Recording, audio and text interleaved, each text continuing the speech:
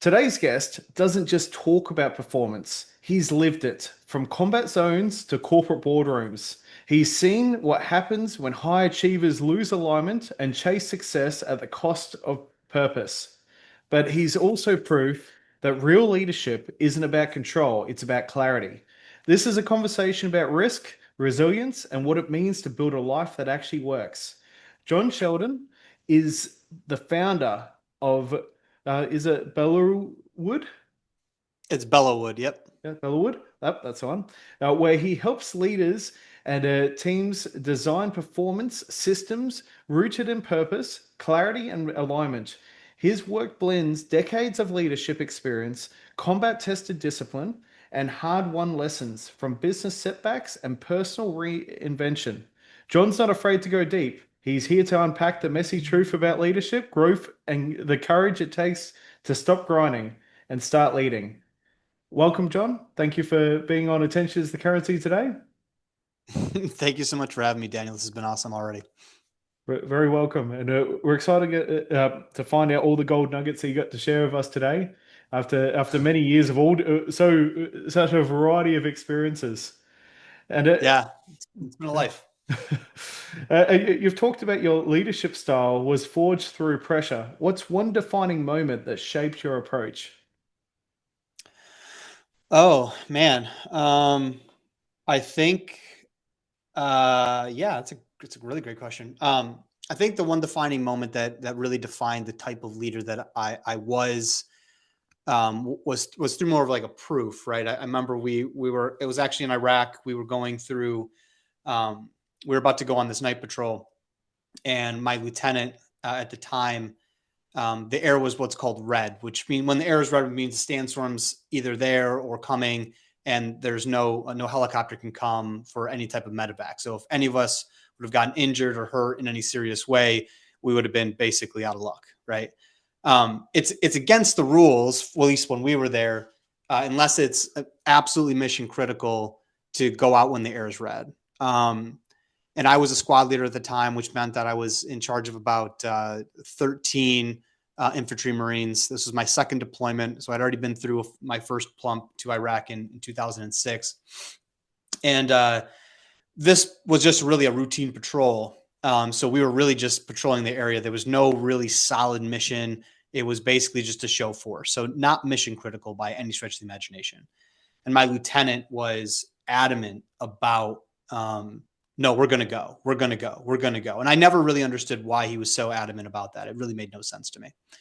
But in the briefing room, he and I got into it pretty real, and right in front of my staff sergeant, which was, looking back at it, like the right thing to do, but definitely a career potentially ending thing to do. And we almost came to blows, quite frankly.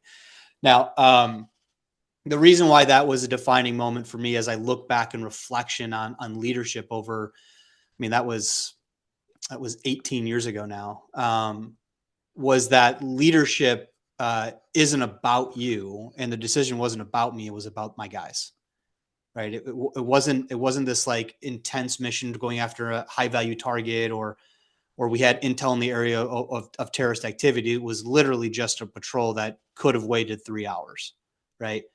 I got into quite a bit of trouble about that, and I gained a ton of respect from my guys about that. And the main motivation for me was that it just wasn't about me. It was about my guys. It was about us as a team, as a unit, right? And somebody has to stand up and say, hey, look, this isn't what we should do. And that's, I think, the core of leadership really is that.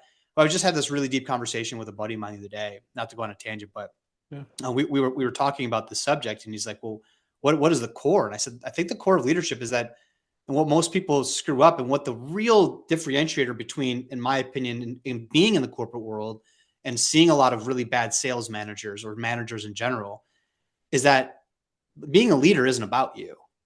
At the core, it's not about you. And the moment you figure that out, you'll become a better leader. You'll become actually a leader, in my opinion. I would think that was the core defining moment when I look back. It's one of those things that was scary.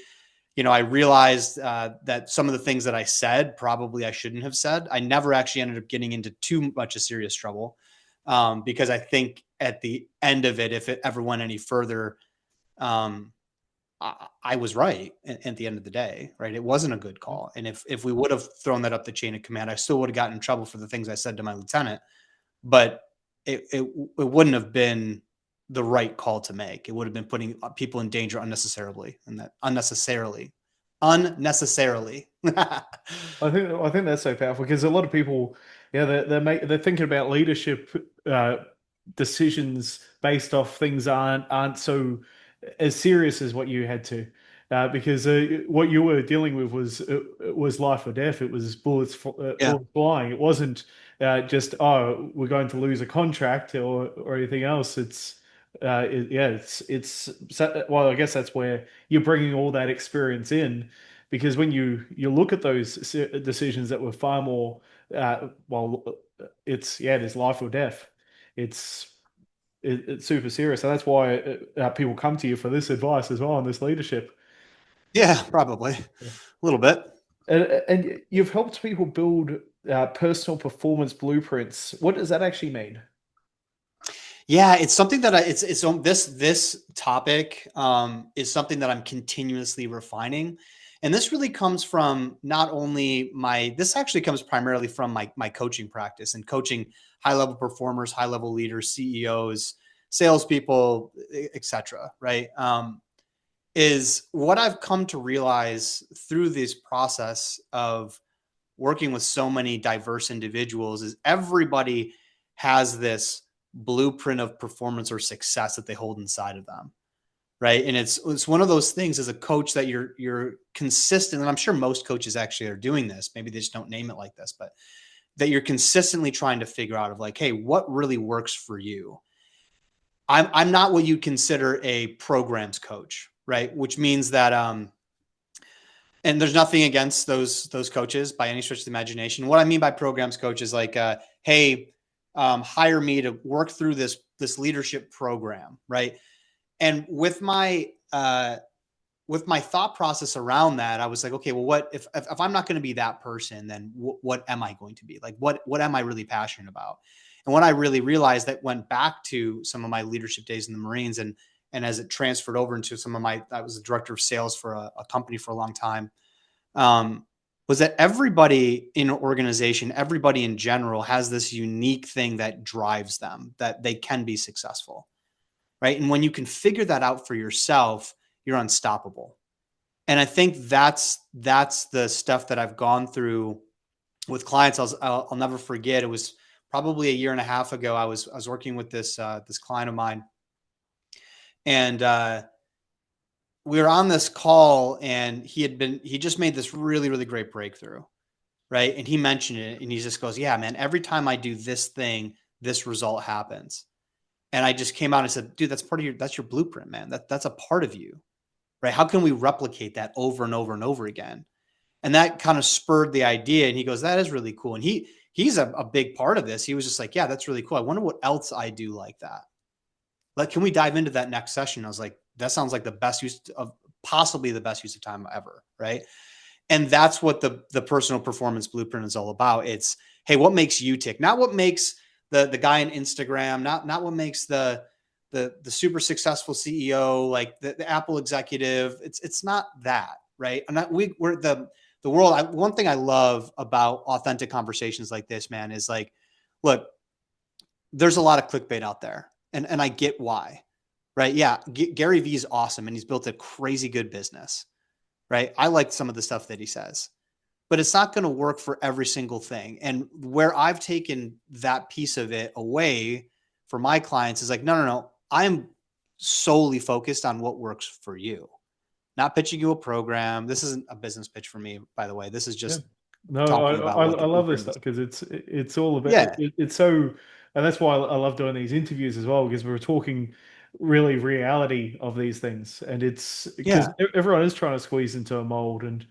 from working with some people that were influencers and so on, their lives aren't that perfect behind the scenes. They're not really getting up at 3:30 in the morning and so on. It's all Yeah. Yeah. Yeah. Yeah. Yeah. Yeah.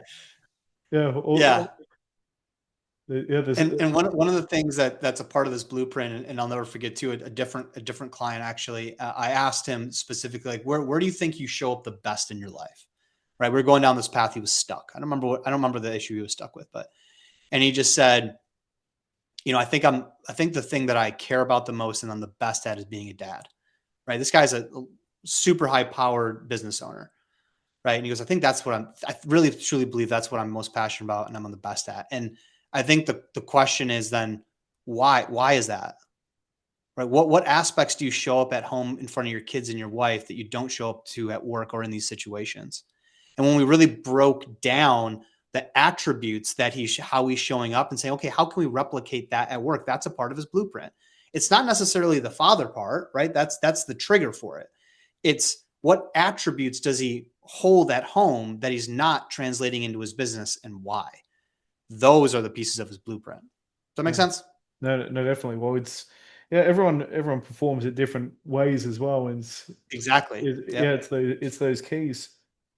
So most high performers hit burnout long before they realize they're misaligned. Why is that so common? Ooh, yeah. My opinion would be, at least what I see is they lose touch with vision and purpose. I think that's the most common thing. I mean, I just went through this example myself. I was looking at this. I've got this blackboard behind me back here, and I had like 10 things on it, right? And I was feeling really burnt out. This was last week. I even told my wife about it. I was like, man, I'm just feeling just scattered and burnt out a little bit, which is very honestly not like me at all. And what it came down to for me, and which is kind of what I loved about that the procrastination podcast you did with that gentleman a while ago, is I had just too much stuff going on. And when I really looked at that board, it was like, what aspects of that board do I have that are 100% aligned to the vision and the purpose that I have for my business and myself right now? And I boiled it down to 3 out of 15. And the rest of those will go in a parking lot. And if I get to those, sorry, water bottle. Oh, good. If I get to those, good. If they become important enough to align with my vision and my purpose, great. If they never do, that's the best solution possible, right? And I think if I could really boil it down, that's what I see people is they really fall out of touch with their purpose and their vision that they've built for themselves in their life. Yeah, Yeah. no, I definitely agree with that because, well, a few years ago, my business was doing well in a certain area, but I hated every day of it. It wasn't aligned to Yeah. my actual vision, and I think it comes down to, as you said about the client before, it's not all about money that makes you Yeah. successful. No. It's all very much the misconceptions of life. Well, that's something that I like that Gary Vee says. Some people can be the happiest on the lowest of incomes, while people Yeah. that appear to have everything can be the most miserable. Uh, Absolutely. Success looks different to everyone, and you often talk about the moments leaders have to choose between comfort and clarity. What's an example? Have you got a story around that as well? Probably. Yeah. Comfort and clarity. Yeah, I think when it comes down to it, being a leader is obviously a lot about making choices, and sometimes sometimes the clear choice isn't going to be popular, and I see that a lot with leaders, and I find it more now than I ever did before. As time goes on, as societies change, I do find people that are more timid's not a great word for it, but really more not clear on the actions that they're taking and the alignment that it brings. Right? I feel like a lot of people they tiptoe a line too much where it's not clear. Right? It is comfortable, but it's not clear. Right? And I think that's an issue because, in my opinion, that is an important part of leadership. Is empathy. It definitely is, right? But sometimes clear choices need to be made that are super, super uncomfortable for everybody involved, including you, right? And again, it's not about what is comfortable; it's about what's clear, right? I think that's an important piece to bring into the corporate world. A lot of times is that people stray so far away from what they perceive as like this this barking leader, right? It's like, oh, I don't want to be the guy that just barks orders and blah, blah, blah, blah, blah. Yeah, yeah. But what they end up doing is they steer so far away that they are truly a weak leader, right? That when you hear, and I've heard this of being a part of corporate America for so long, of like, when you start hearing the chatter behind the scenes from the people that you're leading, and it starts to become that they don't know what's going on, they don't have the direction, they're not clear, right? That's one of the worst signs that you can have, and it does happen behind the scenes, right? You want those people to be like, I have direction, this isn't comfortable, but it's for a purpose. Does that answer your Yeah, question? no, it definitely does. Well, it reminds me, I was having a conversation with my team just before you jumped on, and we were talking about all different things that we're working on. And Yeah. what I said was, just because it looks pretty doesn't mean it's effective. And I think that's Yeah. it's really relatable to everything in life, because you're not, you don't, yeah, a lot of things that look good aren't always what's getting you the job done. Yep. You got to, Yeah, it is. And again, we sit in and it's good to do these kind of reality checks, in my opinion, again, and just be super self-reflective and call yourself out. Like most of the stories that I will use a lot of times are more of my failures than anything. And it's almost like, and we get that, like, yeah, you learn a lot from failures. You do though, you really do. Right. And it brings that sense of clarity of like, yeah, I screwed that up and for this reason. Right. yeah. Let's take the ego out of it for a second. Well, Right. Well, you never want to work with somebody that hasn't failed before as well. I've heard a lot of that's something that's come through very recently, where people are getting a bit more realistic about what it actually takes to succeed. And I don't know who it was, but they said that if you start working with someone and they say, I've never failed before, you should run away from that person, because you're going to be Mhm. involved in their failure for the first time. Yeah. That's so true though, man. It really That is. is. And how do you help clients to recognize when they're lying to themselves under the banner of achievement? You say, how do I do that? Yes, how do you do that? That's, yeah, the strategy. Um, it's probably it's honestly probably the number one reason I get referred uh, to other clients is my directness. I think it's valuable to challenge. Uh, Look, this happened. I'll tell you. We'll just use another example if you're open to it. Yeah, This just go for it. happened literally the other day, and I was on the phone with this client, and he's going through like, yeah, I just don't really buy into like the business planning. I just like to do blah blah blah blah. And I was like, okay, that's really really cool. And then as he continues to talk, he literally mentions like three things that he's excited for in the future, right? And it's a stop, right? And say, whoa, hold on. Let's get really direct and really real here. You said this, and then you said this. Those aren't in alignment. So what's the truth? Right? I think it can be sometimes as just simple as that, of like calling people out on their BS sometimes. Like, Yeah, oh, no, hold the phone. Like oftentimes, again, in coaching specifically, we're really trained to ask a lot of questions. And that's a really, really good thing. Like you need to ask a lot of questions if you're a coach, right? I do think that sometimes we also need to just call people out on like the inaccuracies of what they're doing.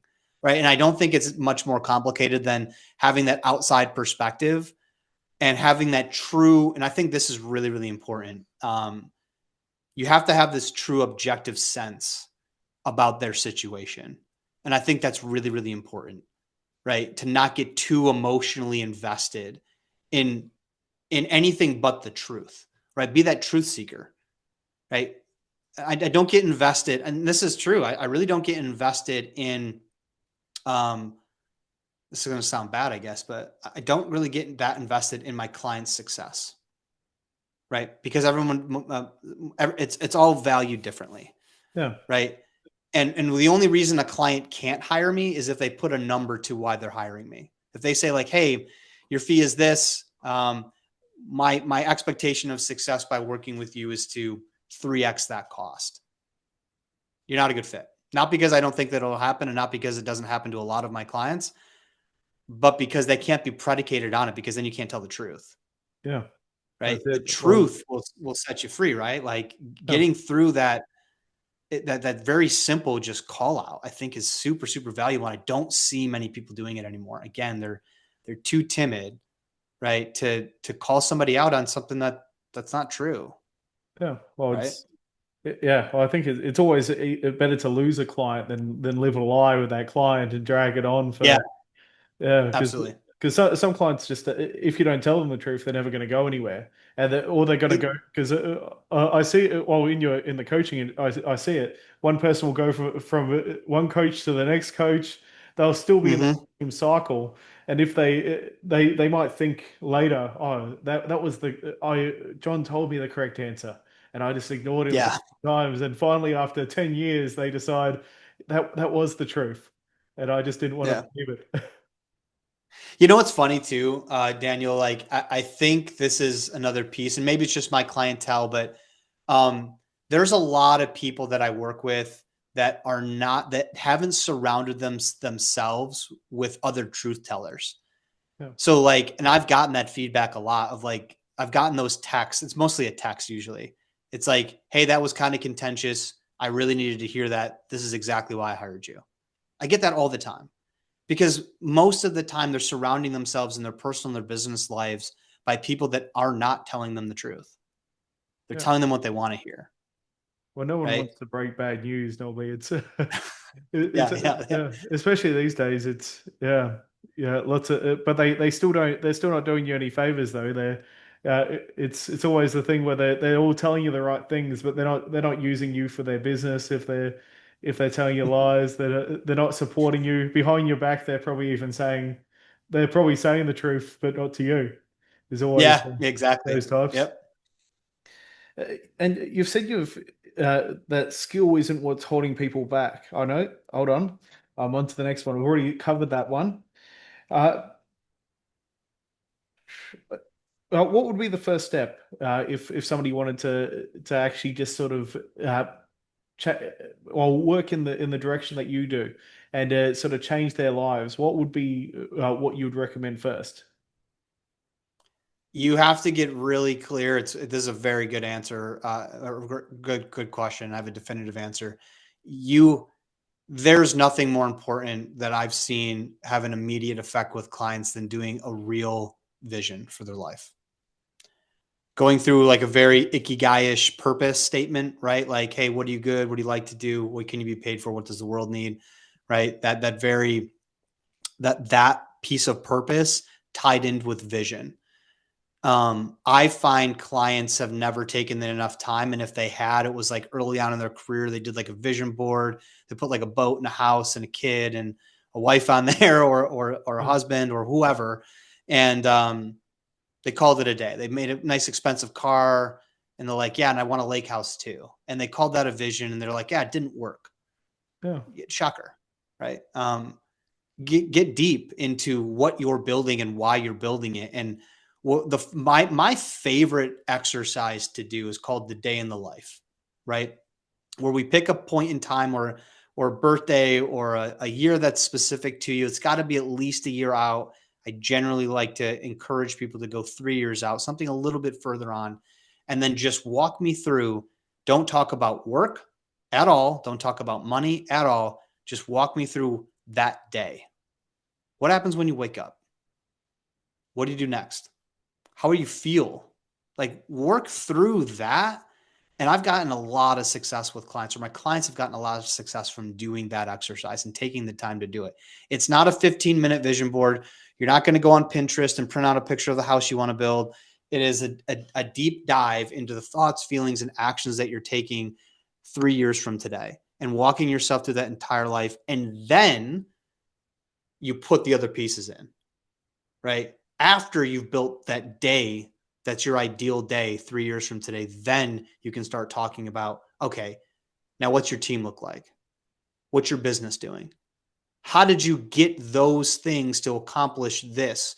Because that's the other thing, man, and again, I don't want to get too deep here, right? But that's the biggest lesson that I learned from my time in the Marines is that our life is so remarkably uncertain, right? Yeah. And if we don't start with that piece of it, right, of how we want our life to look, then what are we doing? right? And look, if business is your life, then we can add that in afterwards. That's fine. But I want to know what you're doing on the day-to-day basis. And I don't think that that is almost always the first step. It's tell me what you're building yourself for yourself. Tell me what life you're building, right? Because at the end of the day, in order to be, going back to that last question you asked, in order to be super transparent, and I probably should have brought this up then, like in order to be able to challenge people, you have to know where they're going. Because that easy question is, okay, great, that decision might make sense right now. How does it fit into what you're building 3 years from today? And if you can't answer that question, you might not be able, maybe you shouldn't do it. Maybe it's the best idea in the world, but you still shouldn't do it.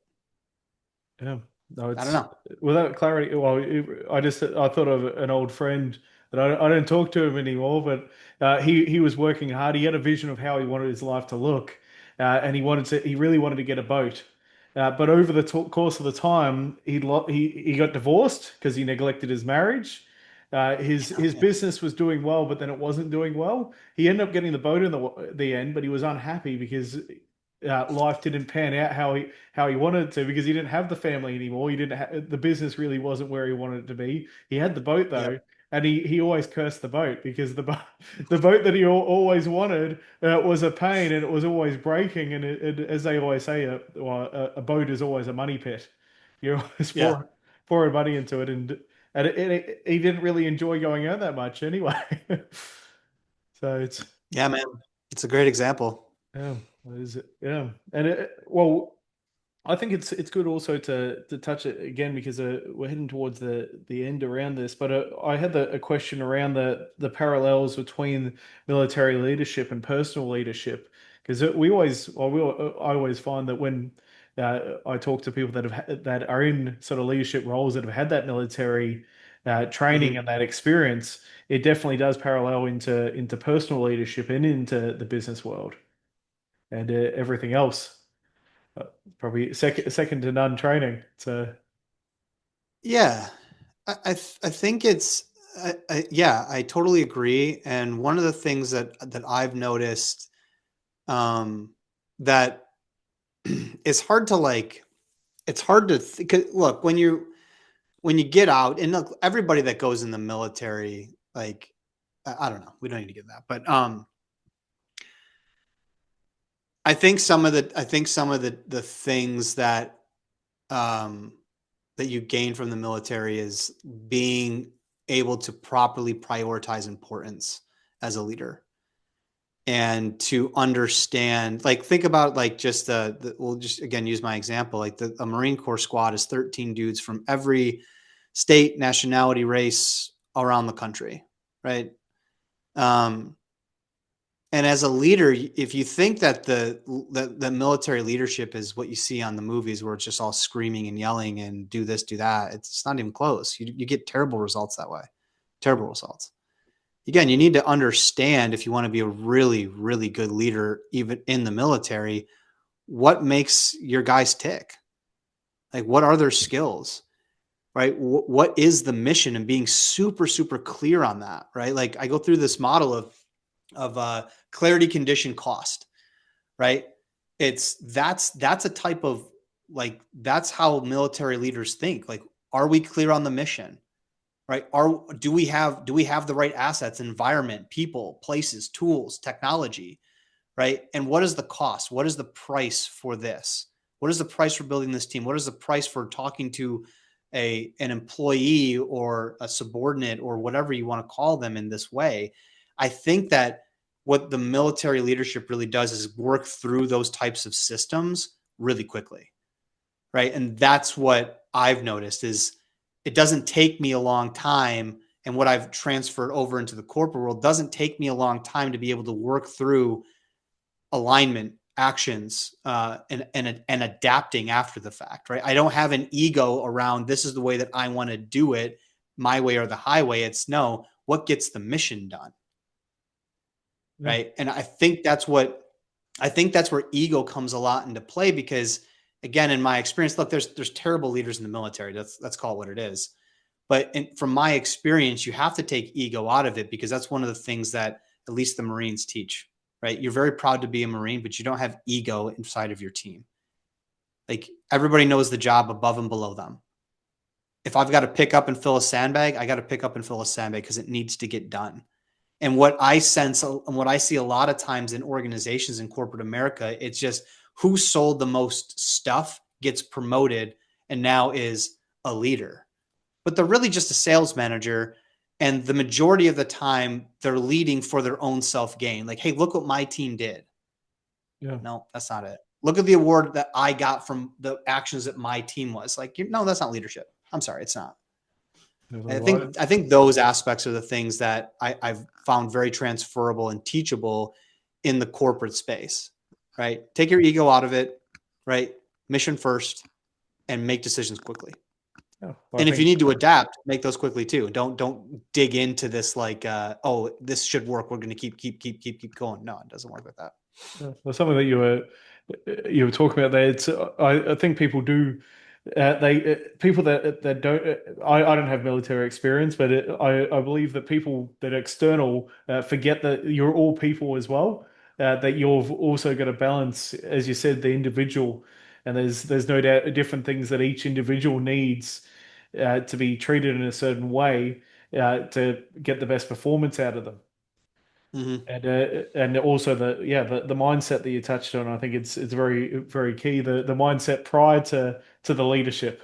But I definitely Mm-hmm. saw in workplaces here that it is the person that is performing and making the most money, but they're not necessarily getting that leadership training. And No, it's they're usually not. Right. yeah. Because well, what I try to I always try to do in my organizations is to give people for them to lead first before I move them Yeah, into a position. And that's really a very military type it is. standard. Yeah. Yep.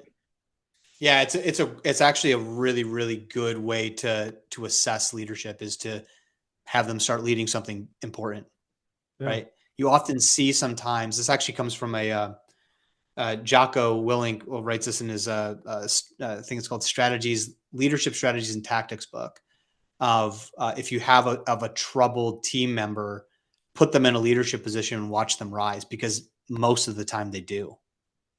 Yeah. Right. It's an interesting topic and it's something that people are usually pretty afraid to do. Right. They're more likely, I want to fire that person. Well, maybe they're bored. Yeah.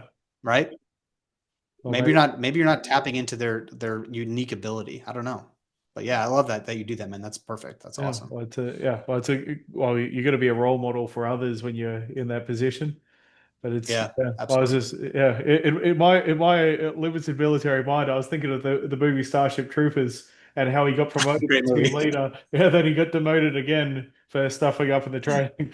That's Yeah, uh, yeah. Such a good movie too. yeah, it is. I guess it does reflect from my point. It reflects what you were talking about that they give them the opportunity to lead in the training, and if they stuff up, then they get brought back down and then brought back Yep. up once they show the skills again. So. Yep. Yeah, and hopefully that will resonate with our listeners that might not have. They will think back to the Troopers movie. They don't have the same experience. Yeah, yeah.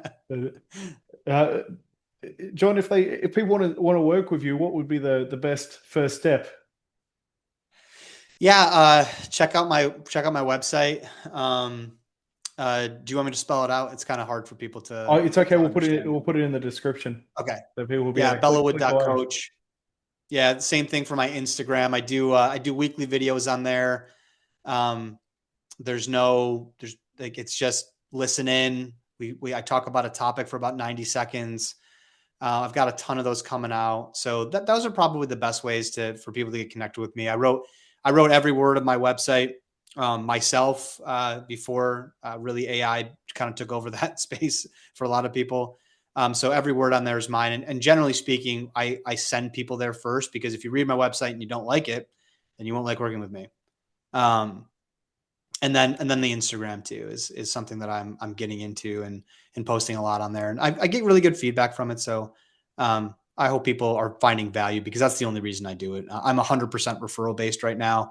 Not that I wouldn't take, I mean, I do have one client. That's not true. I do have one client that found me on my website. But I generally speaking referral based. Not to say that I wouldn't take a client that doesn't, but fortunate enough to have gotten a lot of clients from referrals. So This is great. Well, we know we've got a lot of value out of this, and we could just keep talking for hours, I feel. yeah, I will move to our signature close question. We'll get John on the show another time for other chats. But if attention is the currency, what should people stop wasting it on, or what should they start investing it in? yeah. It's in my opinion, it's a pretty simple answer that's a lot harder to do. Um, stop stop spending it on other people and start spending it on yourself. And I think that breaks down to one word, and that's being present. That's not. I think when we use the word presence, we assign it to a situation or a relationship or something like that. But I think it's really important to be present with your current condition in yourself more than ever. I think this is a direct knock after I just told people to go see my Instagram, right? I think it's a direct knock against social media and how we're always judging each other's success, and what's real and what's not nowadays is getting even more blurred. I think presence in your situation and in your life is the most important piece, because you only got this one. So stop spending time paying attention and using that currency, as your podcast is so perfectly named, on other people, and start spending it on yourself. That's perfect. That's a great way to wrap up. Jon Sheldon reminds us that leadership isn't about more; it's about alignment. His story is proof that you can rebuild purpose from the ground up, and that the hard pivots often lead to the deepest growth. You can connect with John at his website, which we'll put into the description, so you can click away, and also follow him on Instagram, of course. And I know that there's so much more value that John can give, and you've all got to jump on it and follow. I'll be making sure I follow along as well. And if this episode helped you to rethink what real success looks like, share it, because clarity spreads faster than chaos. Thanks again, John. I love that. Yeah. Thank you. Thank you so much, Daniel.